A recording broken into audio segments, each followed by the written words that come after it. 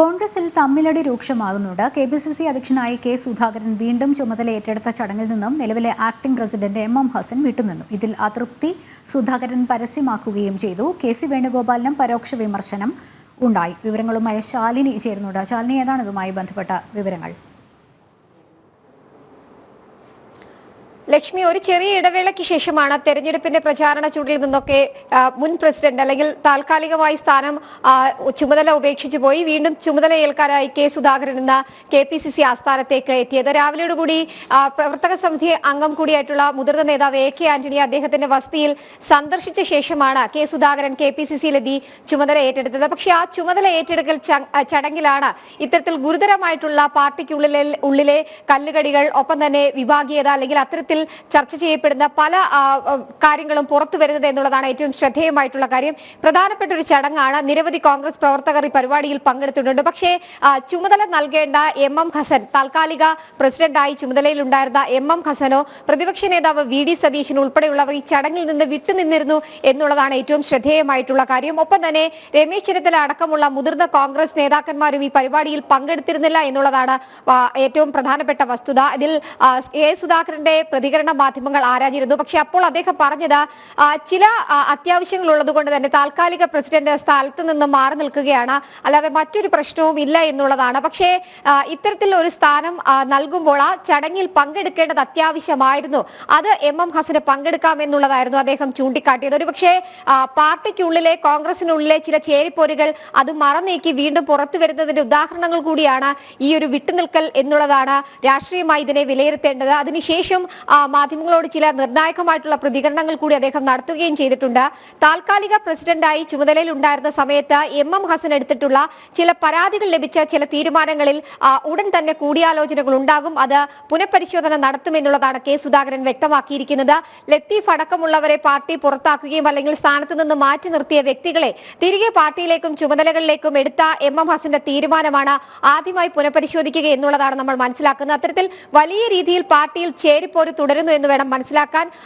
M Hasan ഒരു ഭാഗത്ത് ഇത്തരത്തിലുള്ള തീരുമാനങ്ങൾ എടുത്തത് ഒരു രീതിയിലുമുള്ള കൂടിയാലോചനകളോ ഒരു ചുമതല ഉണ്ടായിരുന്ന ഒരു പ്രസിഡന്റ് എന്ന നിലയിൽ താനുമായിട്ടോ അല്ലെങ്കിൽ മറ്റു മുതിർന്ന കോൺഗ്രസ് നേതാക്കന്മാരുമായിട്ടോ ആലോചിച്ചിട്ടില്ല എന്നുള്ളതാണ് അദ്ദേഹം ചൂണ്ടിക്കാട്ടുന്നത്. അത് മാത്രമല്ല, ഈ സെമി കേഡർ സംവിധാനം ഒക്കെ തന്നെ വലിയ രീതിയിൽ പാളിപ്പോയൊരു സാഹചര്യം കൂടി കോൺഗ്രസിനുള്ളിൽ നിലനിൽക്കുന്നുണ്ട്. ഇതടക്കമുള്ള കാര്യങ്ങളിൽ വരും ദിവസങ്ങളിൽ കൃത്യമായ തീരുമാനമെടുക്കും എന്നുള്ളതാണ് അദ്ദേഹം വ്യക്തമാക്കിയിട്ടുള്ളത്. അത് മാത്രമല്ല, കോൺഗ്രസിന് ഇത്തവണ തെരഞ്ഞെടുപ്പിൽ വലിയ രീതിയിലുള്ള ഭൂരിപക്ഷം ലഭിക്കുമെന്നുള്ളതൊരു ആത്മവിശ്വാസം കൂടി അദ്ദേഹം പങ്കുവെക്കുമ്പോഴാണ് പാർട്ടിക്കുള്ളിലെ ചേരിപ്പോരും ഒപ്പം തന്നെ പടലപ്പിണക്കങ്ങളും ഇത്തരത്തിൽ പൊതുമധ്യത്തിൽ പുറത്തു വരുന്നത് എന്നുള്ളതാണ് ഏറ്റവും ശ്രദ്ധേയമായിട്ടുള്ള കാര്യം. എന്തായാലും ഔദ്യോഗികമായി സ്ഥാനം ഏറ്റെടുത്തിട്ടുണ്ട് അദ്ദേഹം. അതിനുശേഷം മറ്റ് നടപടിക്രമങ്ങളും പൂർത്തിയാക്കി എന്നുള്ളതാണ് നമ്മൾ മനസ്സിലാക്കുന്നത്. മാത്രമല്ല, ഈ ഒരു തെരഞ്ഞെടുപ്പുമായി ബന്ധപ്പെട്ട ഇരട്ട പദവി അല്ലെങ്കിൽ 2 സ്ഥാനങ്ങൾ വേണ്ട എന്നുള്ള തീരുമാനം എടുത്തുകൊണ്ടാണ് അദ്ദേഹം മാറി നിന്നത് എങ്കിൽ പോലും ഹൈക്കമാൻഡിന് മുന്നിൽ വലിയ രീതിയിലുള്ള പ്രതിരോധം കെ സുധാകരൻ നൽകിയിട്ടുണ്ട്. ആ പ്രതിരോധത്തിന് വഴങ്ങിക്കൊണ്ട് തന്നെയാണ് അടിയന്തരമായി തന്നെ വീണ്ടും പ്രസിഡന്റ് സ്ഥാനത്തേക്കും പ്രസിഡന്റിന്റെ കസേരയിലേക്കും കെ സുധാകരന്റെ തിരിച്ചുവരവ്. ആ തിരിച്ചുവരവിൽ വലിയ രീതിയിലുള്ള അമർഷം പാർട്ടിക്കുള്ളിൽ ഈ ഘട്ടത്തിലും പുകയുകയാണ്. ലക്ഷ്മി, ശക്തമായ നേതൃത്വം ഇല്ലാത്തതിന്റെ വലിയൊരു പ്രശ്നം കോൺഗ്രസ് ഇപ്പോൾ രാജ്യവ്യാപകമായി നേരിടുന്നുണ്ട്. അതുകൊണ്ടാണ് ഒരു സഖ്യത്തിലേക്കൊക്കെ പോകേണ്ട ഒരു അവസ്ഥ വരെ കോൺഗ്രസിന് ഒറ്റയ്ക്കൊന്നും മത്സരിക്കാൻ സാധിക്കാത്തൊരു സാഹചര്യം. എന്തെങ്കിലും ഒരു ആശ്വാസമുള്ളത് കേരളത്തിലാണ്. പക്ഷേ ഇവിടെയും ഈ ഗ്രൂപ്പ് പോരുമായി ബന്ധപ്പെട്ട് നമുക്കറിയാം കാലങ്ങളായി ഇങ്ങനെ പ്രശ്നങ്ങളുണ്ട്. അതിനിടയിലൂടെയാണ് ഈ പുതിയ പ്രശ്നങ്ങളും ഉടലെടുത്തത് എന്നുള്ളതാണ് കോൺഗ്രസിനെ വലിയ രീതിയിൽ സംസ്ഥാന കോൺഗ്രസിലും പ്രതിസന്ധിയാകുന്നത് എന്നുള്ളതാണ് നമ്മൾ അങ്ങനെ വിലയിരുത്തുമ്പോൾ.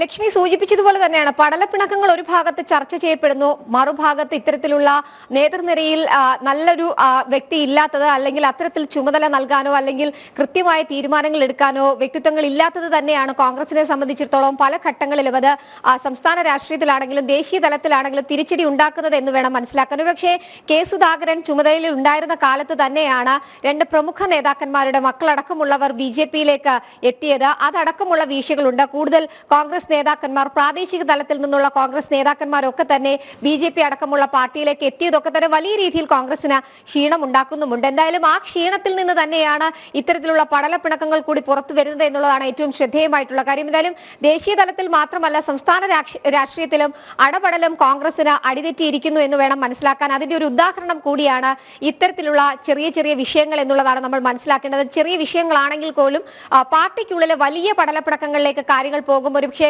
പിളർപ്പിലേക്കും ഗ്രൂപ്പിസത്തിലേക്കും ഒക്കെ അത് പോകുമെന്നുള്ളതിൽ സംശയമില്ല. എന്തായാലും ഔദ്യോഗികമായി വീണ്ടും ചുമതലയേറ്റ് കോൺഗ്രസിന് ശക്തമായ തിരിച്ചുവരവ് കൊണ്ടുവരും എന്നുള്ളൊരു പ്രസ്താവനയും അല്ലെങ്കിൽ അത്തരത്തിലുള്ള പ്രതികരണം ഒക്കെ തന്നെയാണ് കെ സുധാകരന്റെ ഭാഗത്ത് നിന്ന് ഉണ്ടായിട്ടുള്ളത്. പക്ഷേ തിരഞ്ഞെടുപ്പിലടക്കം വലിയ രീതിയിലുള്ള ആത്മവിശ്വാസം അവർ പങ്കുവെക്കുകയും ചെയ്യുന്നുണ്ട്. പക്ഷേ ഏത് തരത്തിലേക്ക് ഈ പാർട്ടിയിലെ ചർച്ചകളും പാർട്ടിയിലെ ഈ ഇത്തരത്തിലുള്ള കല്ലുകടികളും മുന്നോട്ട് പോകുമെന്നുള്ളതാണ് മനസ്സിലാക്കേണ്ടത്.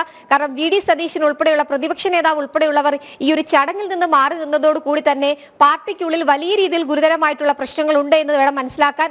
ഒപ്പം MM ഹസൻ വിട്ടുനിൽക്കുന്നു, മുതിർന്ന നേതാവ് കൂടിയായിട്ടുള്ള രമേശ് ചെന്നിത്തല വിട്ടുനിൽക്കുന്നു. അത്തരത്തിൽ വലിയ രീതിയിലുള്ള പടലപ്പിണക്കങ്ങളിലേക്കും കല്ലുകടിയിലേക്കും പാർട്ടിയുടെ രാഷ്ട്രീയം പോവുകയാണ്. അതിനിടയിലാണ് ഒരു രീതിയിലും പ്രശ്നമില്ല എന്ന് വരുത്തി തീർക്കാനുള്ള കെ സുധാകരന്റെ ശ്രമം. പക്ഷേ അത് മറന്നേക്ക് വരും ദിവസങ്ങളിൽ പുറത്തു വരുമെന്നുള്ളതിൽ സംശയമില്ല. എന്തായാലും ഒരു ചെറിയ ഇടവേളയ്ക്ക് ശേഷം വീണ്ടും കെ സുധാകരൻ തന്നെ പാർട്ടി അധ്യക്ഷനായി KPCC പ്രസിഡന്റായി ഔദ്യോഗികമായി ഇന്ന് ചുമതലയേറ്റ് കഴിഞ്ഞിരിക്കുന്നു. ലക്ഷ്മി. ശാലിനിയാണ് വിവരങ്ങൾ നൽകിയത്.